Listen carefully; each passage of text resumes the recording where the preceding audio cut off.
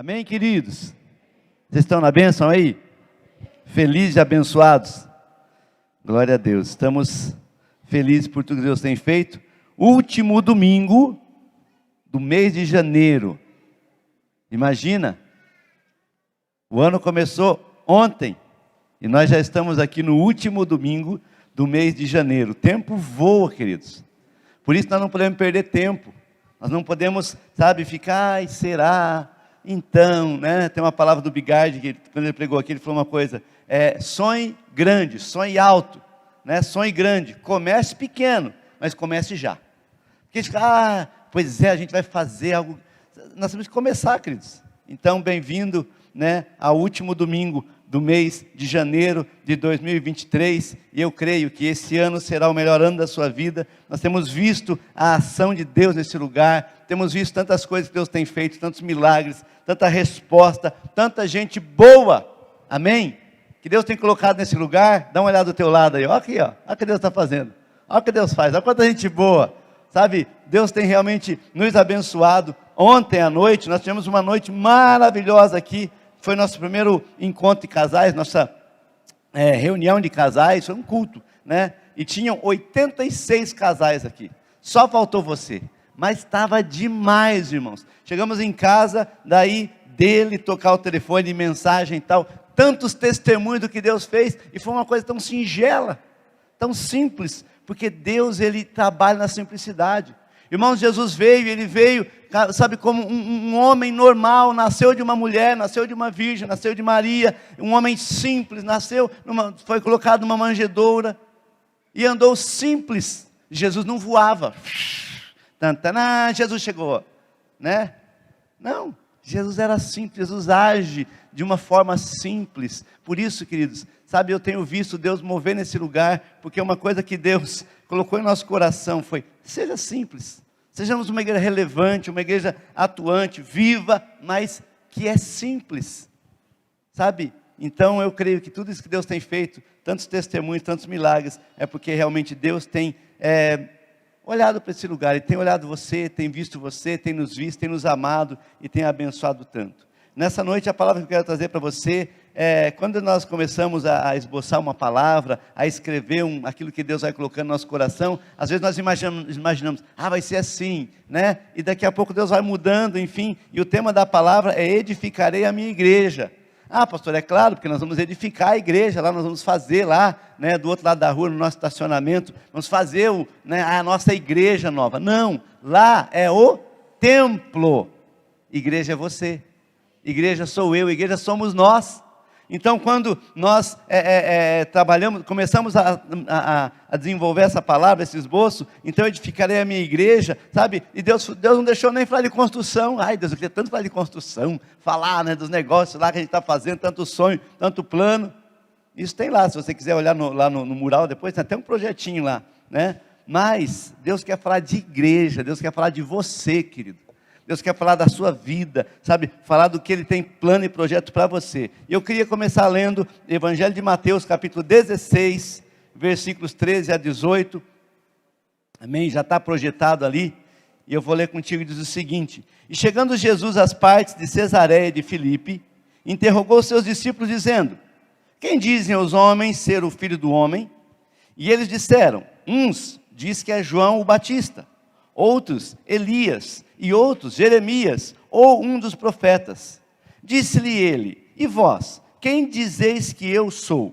E Simão Pedro, respondendo, disse: Tu és o Cristo, o Filho do Deus vivo. E Jesus respondendo, disse-lhe: Bem-aventurado és tu, Simão Barjonas, porque não te revelou a carne e o sangue, mas o meu Pai que está no céu. E também eu te digo que tu és Pedro, e sobre esta pedra edificarei a minha igreja, e as portas do inferno não prevalecerão contra ela. Vamos orar mais uma vez. Senhor, obrigado pela tua palavra, Senhor. Obrigado pela tua presença. Tu estás aqui, Senhor.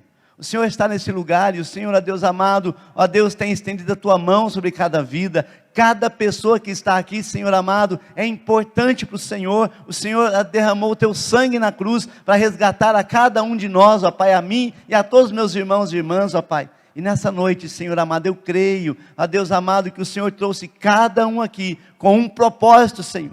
O Senhor trouxe cada um aqui porque o Senhor quer ministrar, o Senhor quer falar, o Senhor quer, Deus amado, a Deus suprir, ó Pai, no coração, a Deus amado, suprir, ó Pai, para cada um aquilo que necessitam, Senhor. E por isso fala conosco, Senhor, que eu não venha de forma alguma impedir o que o Senhor quer fazer, ó Pai, mas seja feita a Tua vontade, Senhor.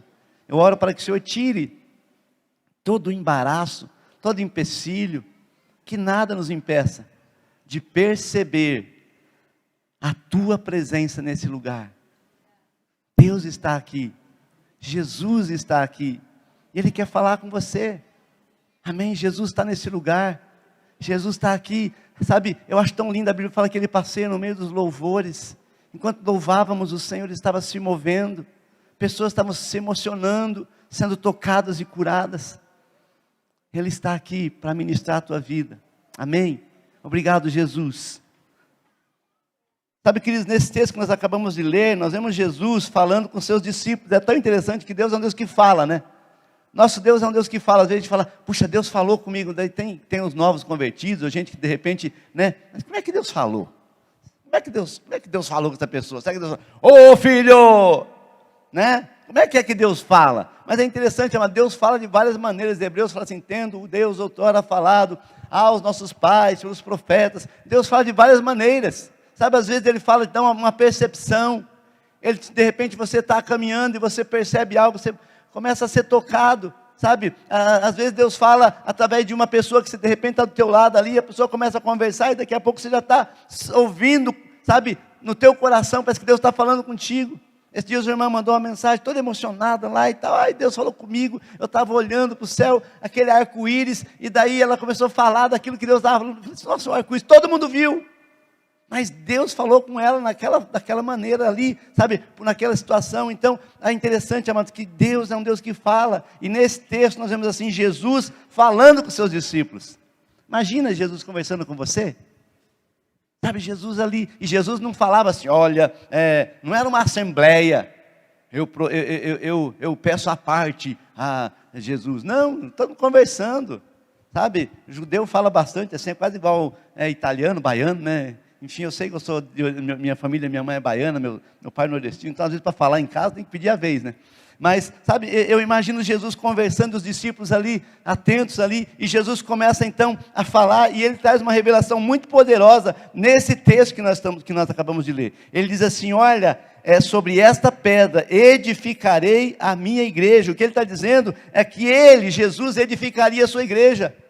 Sobre essa pedra, não sobre Pedro, mas sobre aquela palavra, aquela revelação, que ele fala, quem dizem que eu sou, e Pedro fala, tu és o Cristo, o Filho do Deus vivo. Então, em cima dessa palavra, baseado nessa verdade que Pedro acaba de afirmar, Jesus fala assim, sobre esta pedra, sobre essa afirmação, sobre essa palavra, eu edificarei a minha igreja, sobre essa palavra aqui de que eu sou o Cristo, o Filho do Deus vivo. Então a igreja que é edificada sobre essa palavra, Jesus Cristo, Jesus o ungido, Jesus o enviado, Jesus aquele que veio para te buscar, te salvar, te libertar. Então ele fala assim, olha, sobre essa palavra eu edificarei a minha igreja. Então Jesus veio para edificar uma igreja, amém? E é interessante que a palavra igreja, ela vem do grego eclésia, que é assembleia por convocação, a assembleia dos fiéis, né, no latim eclésia, que quer dizer reunião da igreja, enfim. Mas quando nós vemos isso, nós vemos assim que Jesus está dizendo, edificarei a sua eclésia, a sua igreja. Jesus está dizendo assim, olha, eu estou convocando, eu estou chamando. Você que está aqui, meu querido, pode ter certeza disso. Deus te escolheu, Deus te chamou, Deus te convocou, Deus te chamou para fazer parte do corpo de Cristo, que é a igreja. Sabe, ao declarar isso, ele fala assim, olha, eu estou chamando, eu estou convocando, eu estou te trazendo para perto, como diz em inglês, né? The chosen, os escolhidos, nós somos escolhidos. Você foi escolhido, olha para quem está ao teu lado e fala assim, você foi escolhido por Deus, nós somos chamados, convocados, escolhidos por Deus, para fazer parte da igreja, fomos escolhidos para ser a igreja. E sabemos que a igreja é o corpo de Cristo, a noiva de Jesus, a reunião daqueles que receberam a Jesus como seu Salvador e Senhor. Mas uma vez que nós somos a igreja, a minha pergunta é, qual é a função, qual é o papel da igreja nessa terra? O que nós estamos fazendo aqui? Sabe, a igreja, ela foi chamada, Jesus falou assim, olha, vós sois o sal da terra e a luz do mundo. Então nós entendemos que fomos chamados para ser sal. Qual que é a função do sal? O sal faz a diferença, irmão. Não é verdade? O sal faz a diferença. Sabe, uma comida bem temperada com sal, a pessoa percebe. Esse dia eu recebi uma mensagem, alguém falou assim, olha, ninguém, quando vai comer um churrasco, né? Vou lá comer um churrasco lá, né? Na casa do Williams, lá e da Fábio, era um churrasco lá. E daí, nossa Williams, que sal maravilhoso. Ninguém fala isso, irmão. Porque sal, ele tempera, mas ele não aparece. Sabe? O sal, ele dá o sabor, ele deixa a comida saborosa, o paladar. Mas ninguém fala, nossa, que sal maravilhoso. Vou comprar uns quilos desses lá para minha casa. Não. Agora experimenta comer um churrasco sem sal. Né, Samuel? Fica ruim, né? Sem sal não dá. Então o que a Bíblia está dizendo é que nós fomos chamados para ser igreja, ou seja, para ser relevante, para fazer a diferença, para marcar o lugar onde nós vamos, mesmo que ninguém perceba, mesmo que ninguém fique, nossa, vocês são demais. Sabe, irmão, é muito bom ser elogiado. Eu falava com os casais ontem que é muito bom receber elogio. O marido tem que elogiar a esposa tem que elogiar o marido. Essa foi para ontem, né? Então você que não veio, perdeu. Mas enfim, sabe, se você viver só debaixo de elogio das pessoas, não dá certo, irmão. Você é sal. Sabe, o cara coloca o sal assim, aquele famoso lá, né? Coloca o sal assim, né? Mas ninguém vê a marca do sal. Mas enfim, é só para fazer. Então você foi chamado como igreja para fazer a diferença, para realmente marcar o lugar. E nós estamos aqui nesse lugar, nessa terra, queridos, nesse bairro do Xaxim, na rua David Townsend 372, para fazer a diferença. E a igreja tem que fazer a diferença. Essa semana eu recebi um pessoal da FAS, eles vieram aqui para nos oferecer um curso de primeiro emprego para adolescente. Então é um curso, são 10 aulas, 12 aulas, se não me engano, que ensina, né, desde a apresentação, como você vai numa entrevista de emprego, o adolescente, né, como ele se comporta, como ele atende o telefone, como ele deve se vestir para ir trabalhar, enfim. Então é um curso, eu falei com o Marcos e com a Ari, a gente vai disponibilizar para os nossos adolescentes. Então eu estava falando com eles, e eles não são evangélicos, são católicos, né, e ele, conversando com ele, eu falei, sabe, querido, o meu desejo aqui na igreja é que a igreja realmente possa servir a comunidade. O nosso desejo como igreja ABA, aqui em Curitiba, as igrejas ABA, nosso desejo é marcar o lugar onde nós estamos, servindo a comunidade. E eu falava para ele, ficou até assim, eu falei, querido, porque se a igreja fechar nesse lugar, e se ninguém perceber, a igreja não está cumprindo o seu propósito. Quando uma igreja, se porventura ela fecha em um lugar, ou muda de local, enfim, os vizinhos falam, puxa, que dó, foi embora a igreja, era tão bom, sabe? E nós queremos ser relevantes no bairro aqui. Oferecer, sabe, atendimento às pessoas, abençoar as famílias. Eu falei com o Doni semana passada, falei, Doni, seguinte, mano, se esperta aí, 2023 eu quero jiu-jitsu aqui na igreja. Pastor, mas para que jiu-jitsu na igreja? Para os irmãos brigar? Não, querido, é porque é uma forma de servir a comunidade. Eu estava falando com um pastor amigo meu, ele tem na igreja dele lá um projeto de jiu-jitsu, e ele falou assim que, sabe, tem atingido tanta comunidade, vem gente para se matricular o filho, para tirar da ociosidade, e eles estão, daqui a pouco, esses dias teve uma formatura, falou, pastor, veio um monte de academia, e uns caras entravam, não sabia se benzia, se ajoelhava, né, se fazia assim com o kimono e tal, e daí eu nunca entrei numa igreja de crente. Então, querido, um projeto como esse abençoa o bairro. Temos um projeto aqui, que é liderado pela Andréia e por um grupo de professores e pedagogos da igreja, que é o projeto Alfa. E esse projeto começou na pandemia de 2020, as crianças foram impedidas de ir para a escola. Beleza, criança de 11, 12, aí tu fica até feliz, né? Mas pensa comigo, uma criança de 6 anos, vai para a escola para ser alfabetizada, daí não pode ir por causa da pandemia, daí o professor, tem aqui o celular. Viu, criança, você vai ser alfabetizada agora pelo celular. A criança vai, eu vou no joguinho, né? Vou no joguinho. Por quê? Se até os grandão, quando pegam o celular, vão para o joguinho. Imagina as crianças. Como é que é o negócio lá? Esqueci o nome do joguinho lá que o pessoal joga. Tá? Sabe? E a criança, ela não... Candy Crush. A criança, ela não foi alfabetizada. Por quê? Como é que alfabetiza uma criança de 6 anos com um telefone? Não dá. Então o projeto aqui foi, vamos trazer as crianças e vamos ensinar. E no sábado de manhã, eles vêm de manhã 8 horas, abre a igreja, recebe as crianças do bairro, da região. Acho que da igreja, poucas crianças da igreja, mas é da região. E vieram e começou, sabe, a aprender. E veio a diretora da escola, ali em cima, ali, que eu esqueci o nome também. E a diretora da outra escola aqui também vieram perguntar o que está acontecendo. Nossas crianças chegaram lá sabendo ler e escrever, e não estava. Por quê? Porque a igreja foi relevante, a igreja tem que servir a comunidade. A igreja precisa oferecer curso profissionalizante, curso para a família, para casais, enfim, nós precisamos, porque a igreja é sal, irmão. Não, nosso papel é só orar, é oração que é o nosso ministério. Oração,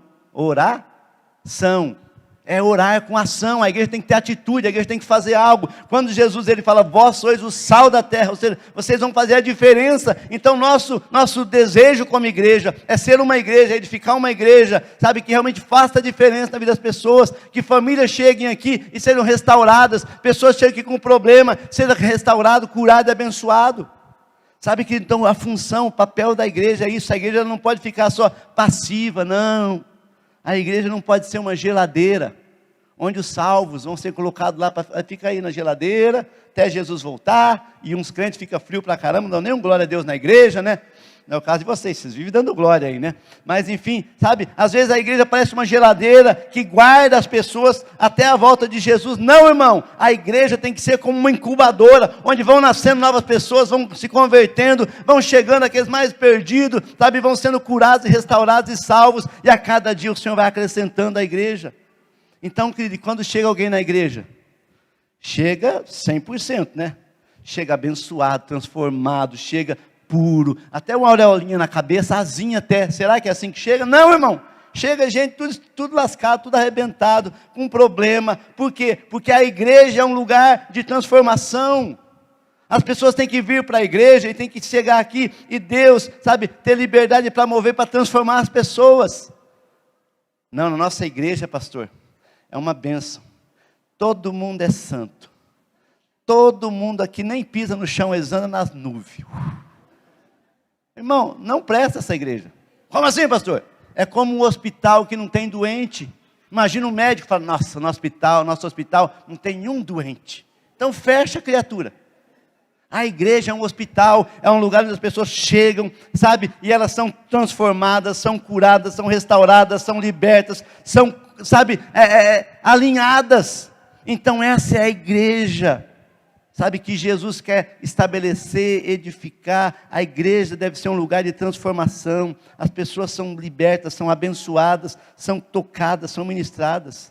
Porque a Bíblia fala em Filipenses 1,6, aquele que começou a boa obra, em mim, em você e em nós, é fiel para completá-la. Sabe quem está do teu lado aí? Uma obra inacabada. Essa pessoa que está, viu, Luiz? Dá uma olhada para a Cleusa aí, ó. Deus começou a boa obra nela. Mas está no processo, ainda não está 100%. Não deu a inauguração ainda. Viu, Cleusa? Olha para o Luiz e mesma coisa.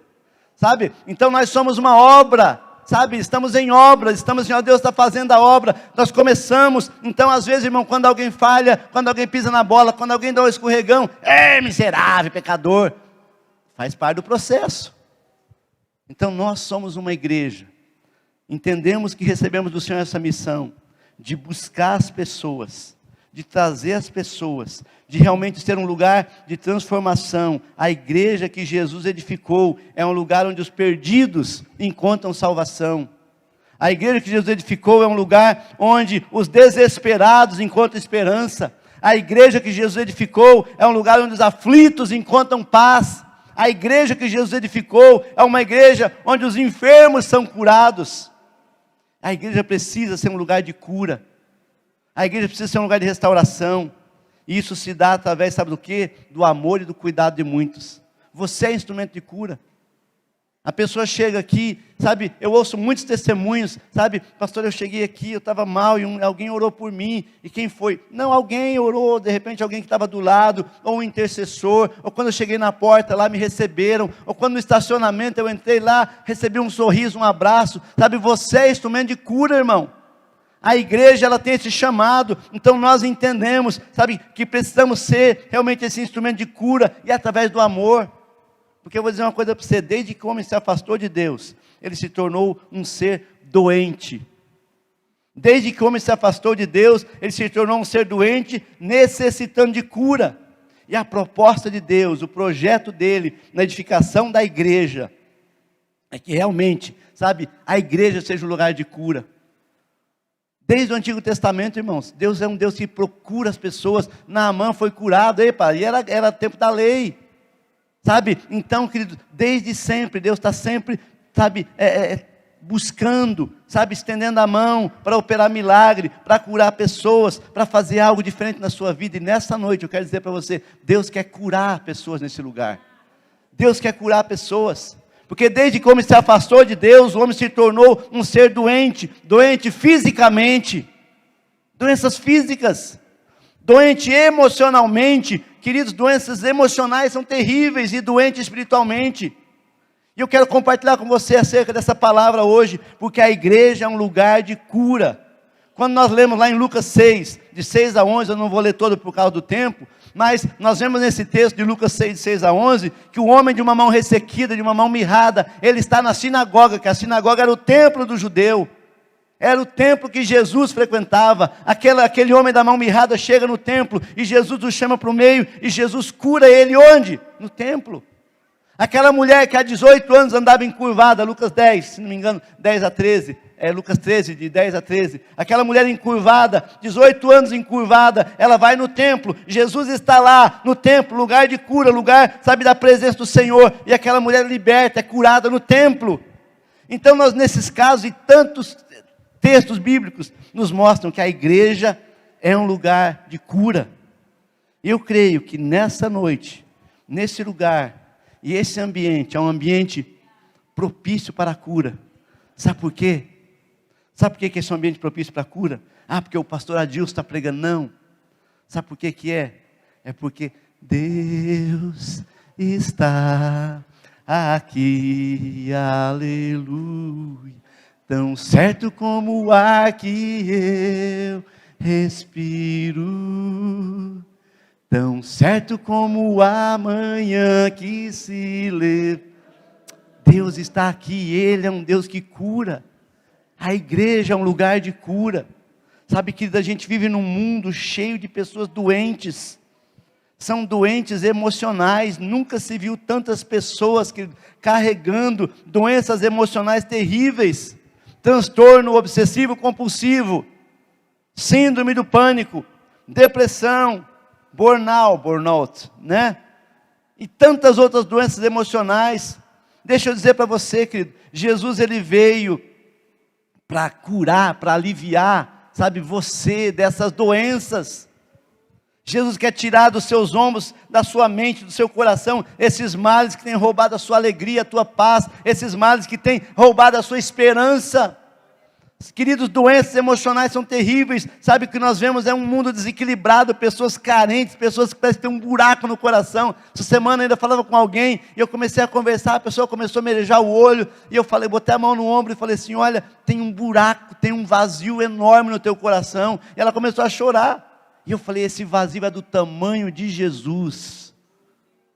Jesus, Ele vai preencher totalmente esse vazio do seu coração, e essa sua dor, esse seu sofrimento, essa sua carência, sabe, ela vai ser suprida só pelo Senhor. Não adianta você sair atrás, não, acho que eu vou usar, sei lá, é pornografia, é droga, é gastar dinheiro, é não sei o que, eu vou tentar preencher isso com algo. Não, só Jesus, só Jesus. Sabe, às vezes as pessoas nessa busca desenfreada por uma solução, ela acaba se perdendo cada vez mais. Pessoas que saem mendigando companhia, mendigando carinho, mendigando atenção, mendigando, me ama. Jesus te ama, incondicionalmente. Jesus te ama, sabe, do jeito que você é. Muitas pessoas acham que Jesus nem olha para elas. Eu vou dizer para você, Jesus está olhando para você. Semana passada eu pregando aqui, eu falava, Jesus ali no meio daquela multidão, no lago de Genezaré, e a multidão, ele estava lá, e ele olhou para Pedro, para Tiago, para João, ele olhou para aqueles homens no meio da multidão. Jesus está olhando para você. Domingo passado eu falei isso, talvez você esqueceu durante a semana, mas eu falo de novo, Jesus está olhando para você. Sabe que Jesus está olhando para você, e Ele sabe o que está dentro do teu coração, Ele sabe do sentimento de profunda solidão que está no teu coração, um grande vazio. Ai, mas Jesus não entende isso. Ele mesmo experimentou isso. Jesus mesmo passou por isso, querido. Jesus te conhece. Coloca para mim lá, por favor, Mateus 26, 36 até 38. Sabe, Jesus um dia procurou seus discípulos para orar com ele no Getsemane. E ele foi lá orar, Mateus 26, 36 a 38. E diz assim o texto: então chegou Jesus com eles a um lugar chamado Getsemane, e Jesus disse a seus discípulos: assentai-vos aqui enquanto vou ali orar. 37. E levando consigo a Pedro e 2 filhos de Zebedeu, que era Tiago e João, começou a entristecer-se muito e a angustiar-se muito. Então lhes disse: a minha alma está cheia de tristeza até a morte, ficai aqui comigo e velai. Só até aí. Jesus, eu estou falando de Jesus, querido. Ai, pastor, eu estava tão triste que eu fiquei... Não, irmão, às vezes vem uma tristeza. Às vezes vem um sentimento de amargura e tristeza no teu coração. Às vezes você se sente, puxa, parece que todo mundo me abandonou, ninguém gosta de mim, nem Deus gosta de mim. Sabe, Jesus sabe o que você sente. Ele sentiu isso, ele buscou os seus discípulos, que eram os mais chegados. Dentre os chegados, ele levou Pedro, Tiago, João, vamos comigo lá orar. E quando ele começa a orar, aquele olha, os caras estão dormindo. Ninguém liga para a minha dor, pastor. Nessa igreja ninguém se importa comigo, ninguém se importa com o que eu passo, com o que eu sofro. Jesus está olhando para você. Jesus sabe da tua dor, Jesus sabe dos teus desesperos, Jesus sabe o que passa dentro do seu coração, Ele entende o seu sentimento, e Ele levou na cruz todas as suas dores, até as emocionais. Porque dor física, irmãos, às vezes a gente aguenta. Dor física, às vezes a gente toma um remédio lá e beleza. O problema é aquela dor lá dentro, que não tem anador, dipirona, neusadina, não tem nada que tira. Jesus conhece a sua dor. E por isso nessa noite, Jesus trouxe aqui para curar você emocionalmente. Ele levou sobre si na cruz as nossas dores, as nossas enfermidades. Pelas suas pisaduras fomos sarados. E a igreja que Jesus edificou é um lugar de cura. Também existem muitas pessoas doentes espiritualmente. Irmão, como é sério isso? O homem tem se perdido e adoecido na sua espiritualidade desde o Éden, desde que o pecado entrou no mundo. E quando o homem se desconectou de Deus, quando o homem, ele se afastou de Deus por causa do pecado, ele começou a buscar meio de se conectar com Deus. Porque eu vou dizer uma coisa para você, irmão. Você pode querer ser ateu, mas até o ateu, ele tem uma ânsia, um desejo, ele fala, eu preciso de algo, e ele procura preencher aquele vazio, com coisas. Mas eu vou dizer para você, querido, o homem precisa se conectar, e às vezes ele busca se conectar com o mundo espiritual, se envolvendo em práticas de ocultismo, misticismo, coisas sobrenaturais, coisas terríveis. Você vai no lugar, você vê um cara abraçado numa árvore, não, estou aqui para receber energia da árvore. Ei, onde isso, cara? Criador da árvore, o Senhor te ama. Estava falando com a minha irmã, a gente estava vendo uma reportagem de alguns jovens na Escócia, que eles agora acham que são cachorro, e eles colocam coleira, e eles ficam latindo, como se fosse cachorro, Deus criou o homem à sua imagem e semelhança, o diabo fala, não, você não passa de um cachorro. Querido, é terrível essas doenças espirituais.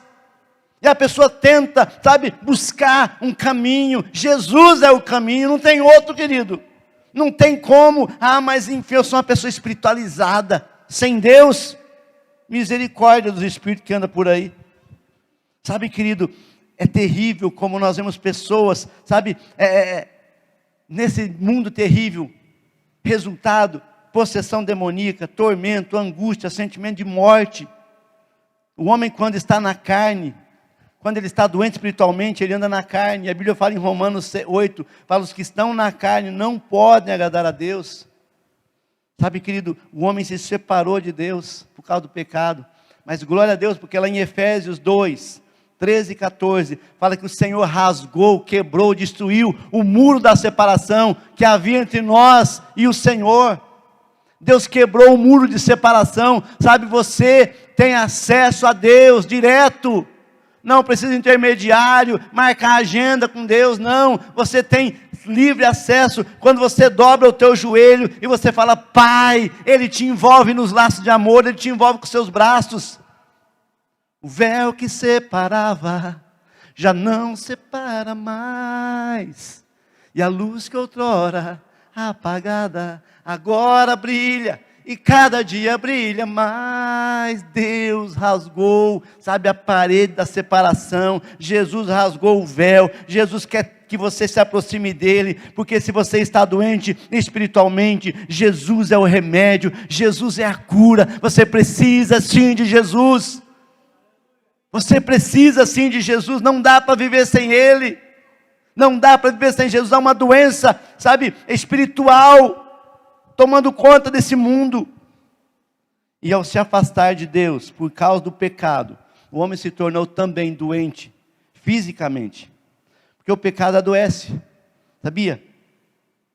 Salmos 32, versículo 3 e 4, na nova versão transformadora, NVT, diz o seguinte, Salmo 32, 3 e 4, enquanto me recusei a confessar o meu pecado, o meu corpo definhou, e eu gemia o dia inteiro, dia e noite, a sua mão pesava sobre mim, a minha força evaporou como a água no calor do verão. Sabe, queridos, Davi fala que enquanto ele estava vivendo, ele estava escondendo o pecado, enquanto ele estava na prática do pecado, enquanto ele estava sob as consequências do pecado, o corpo dele foi atingido. Muitas enfermidades que têm sua raiz em um pecado não confessado, um pecado escondido. Mas a cura de todas as nossas enfermidades já foi decretada lá em Isaías 53, onde diz assim, olha, Ele, Jesus, tomou sobre si todas as nossas enfermidades. Jesus não apenas nos curou, querido, mas Jesus nos deu autoridade para curar.